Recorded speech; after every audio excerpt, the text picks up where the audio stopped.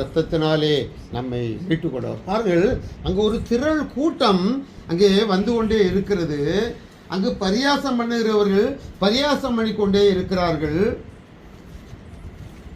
ஆனாலும் ஆண்டவராகிய இயேசு கிறிஸ்து சிலுவையை சுமக்கும்படியாக செய்கிறார்கள்.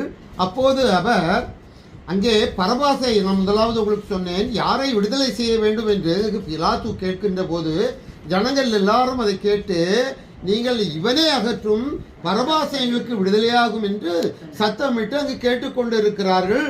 பரபாஸ் என்பவன் நகரத்தில் நடத்திய ஒரு கலகத்தின் நிமித்தமும் கொலைபாதக நிமித்தமும், அப்போ கலகக்காரன், அவன் ஒரு கொலைகாரன் இல்லையா? சரி, அவனை விடுதலை செய்யுங்கள் என்று கூறுகிறார்கள்.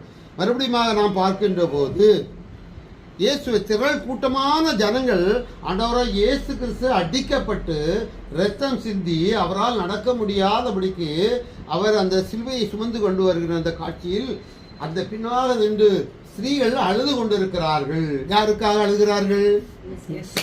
யாருக்காக அழுகிறார்கள்? இயேசு கிறிஸ்து இப்படியே அடிபடுகிறாரே, அவர் சிலுவையை சுமக்கிறாரே, எவ்வளவு ரத்தம் போகிறது என்று ஏன் அவர் இதை செய்கிறார் என்பதை உணரவில்லை. யாருக்காக அவர் இந்த பாடுகளை படுகிறார் என்பதை அவர்கள் உணராதபடிக்கு ஆண்டவரை பார்த்து அந்த காட்சியை பார்த்து அந்த கோர